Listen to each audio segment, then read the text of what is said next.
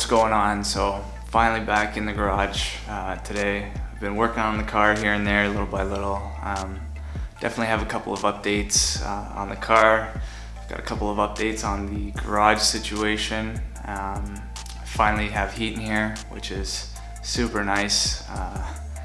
Such a difference. If you're like me, you could have all the motivation in the world to get in the garage and work on the car, but it's the second you step into a cold ass garage, all that goes out the window. So it's super nice to finally get that addressed. In case you're interested or wondering, in terms of the heater, it's a really simple setup. It's meant for a 2-car garage up to about 500 square feet. Basically, it's just a really small space heater that runs on 240 volt, 30 amp breaker. So a majority of the work to get one in here was just to run, all the electrical stuff. We ran 10 gauge wiring, 30 amp breaker, 30 amp receptacle, whatever, and that was pretty much it. So this little guy literally heats up my garage in about 30 minutes. And it starts taking the edge off in just a couple of minutes of being on. It's got a built-in thermostat, so it's not always running. It's not running constantly. Basically, what I've been doing is I just preheat the garage for about 30 minutes and then shut it off, and then it's good to go.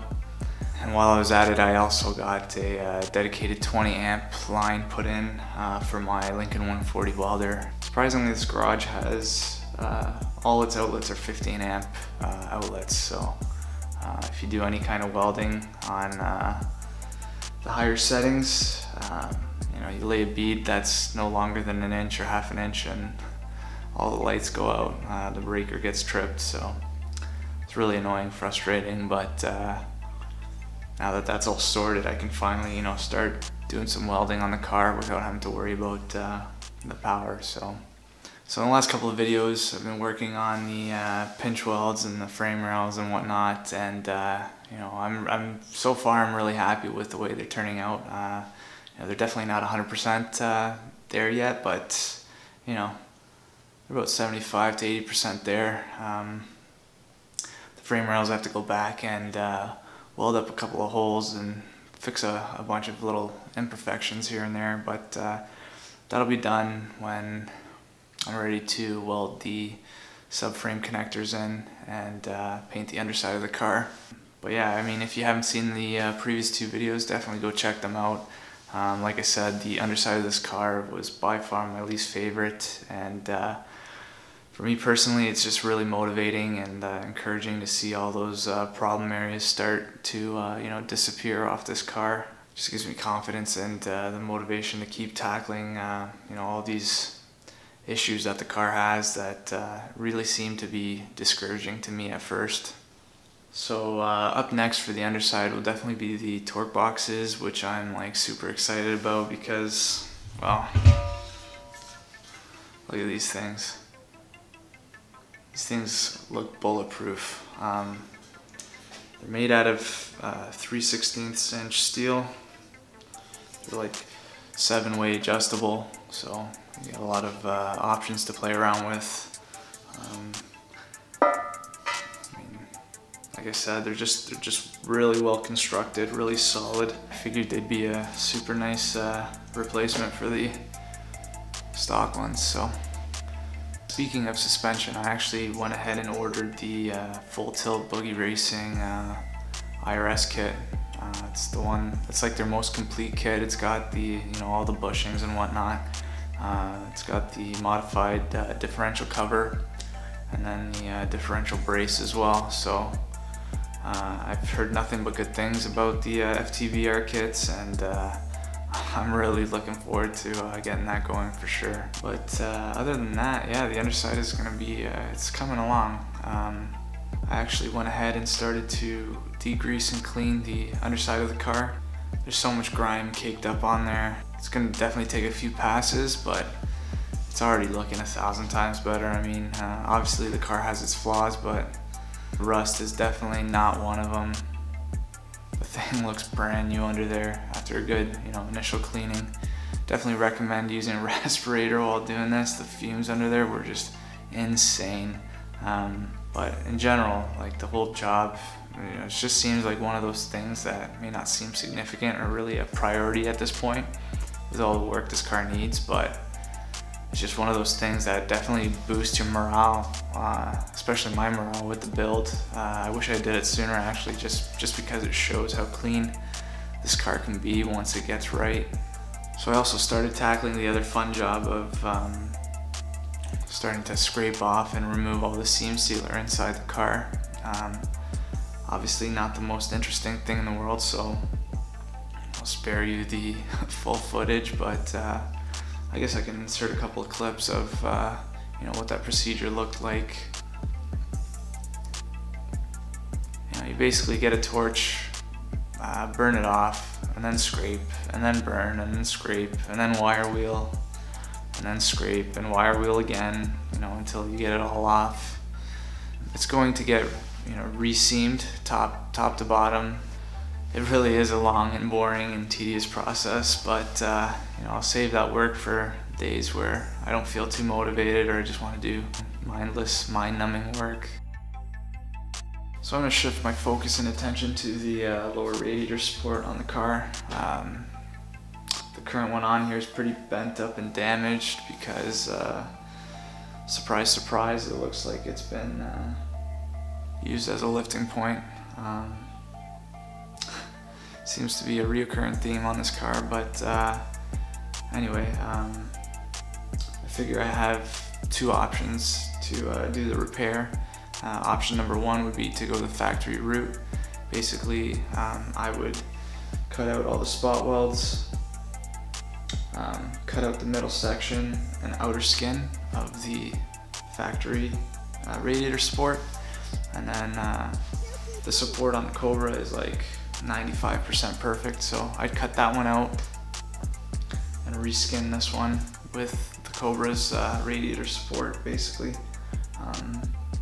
There's a lot of benefits to doing that, just because you would retain all the factory locations for everything, all the brackets, you know, where you run your brake lines, that'll be there, the power steering cooler, latch support, all that stuff.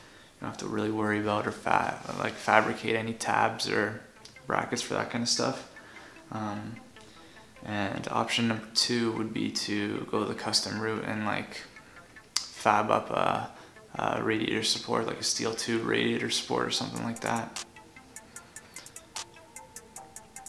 I'm basically leaning towards option number one, just for all the reasons I've already mentioned. And also, while the tubular or square tube radiator support would be a lot stronger, I think it would be a lot heavier than the factory support. And then again, I'd have to worry about all the brackets and all that stuff. So I have a perfectly good radiator support on a car that's, you know, intended to be a parts car, so it doesn't cost me anything to try my hand at the factory core support. So that's the way I'm going to do it, or that's the way I'm going to try it at least. So I started taking off the front end of the Cobra. Basically everything's in really good shape. The lower core support or lower radiator support that I want is like 95% perfect. There's a couple imperfections here and there, but it's nothing that can't be fixed. But the other thing I noticed is that it's got a upgraded dual pass heat exchanger, which is pretty awesome. I think it's the LFP dual pass heat exchanger, because usually the LFP units come with that option of putting like a stencil on it. So I'll definitely have to clean up the brackets and the heat exchanger itself at some point, but I'm not complaining, I'll take it. So I'm just going to keep removing stuff. Basically need to get to that lower core support since it's going to be cut out and put in Saleen. So that's where I'm at with that.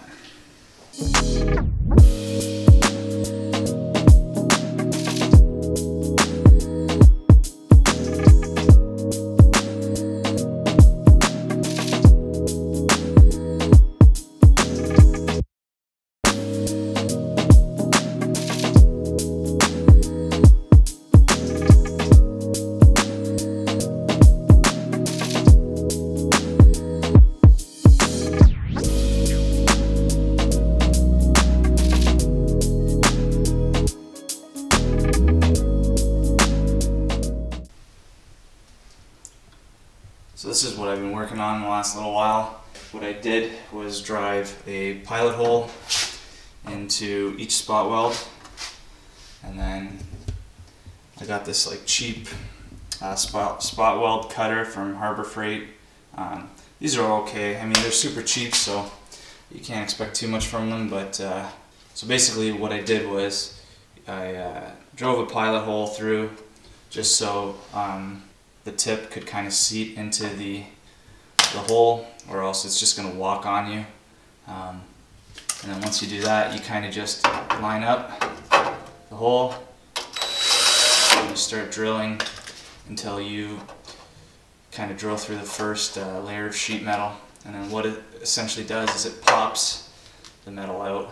Basically, the idea is to remove all the spot welds on the front and the sides, and then the middle piece here. And then I actually have it clamped into place right now, but I'll remove the clamp. You'll see exactly what I'm talking about here.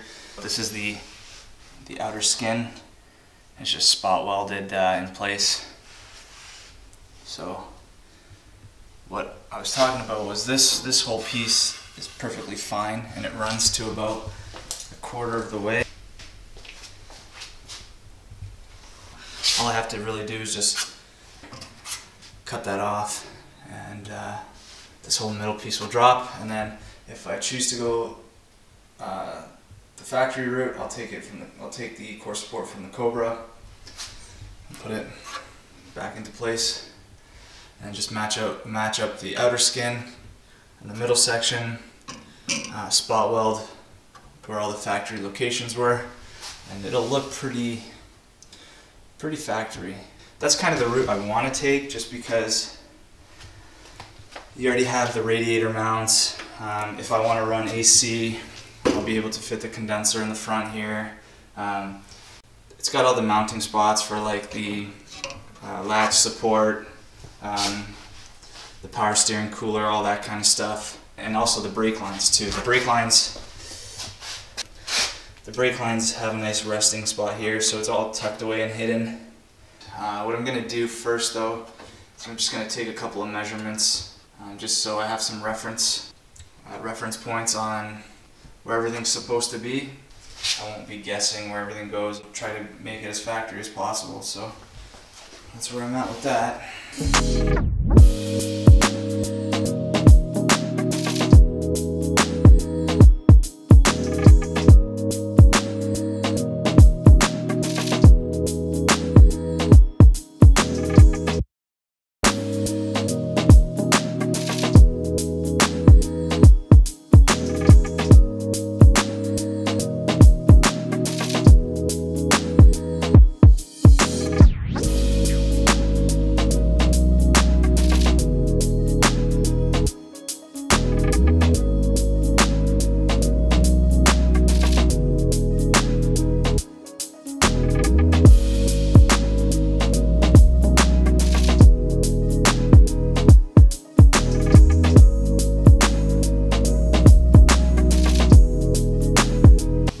Here you can see I got the skin off the passenger side. Get a better idea of what I was talking about. This whole piece is now completely removed, just up to this side here. But that's the idea, and then hopefully get the Cobra, take the front core support out, and re-weld the nicer piece back on. This piece I don't care too much about, so I just ended up prying it off. But I have to definitely be a lot more careful on the Cobra, just so I can keep this piece nice, or else it's basically all for nothing.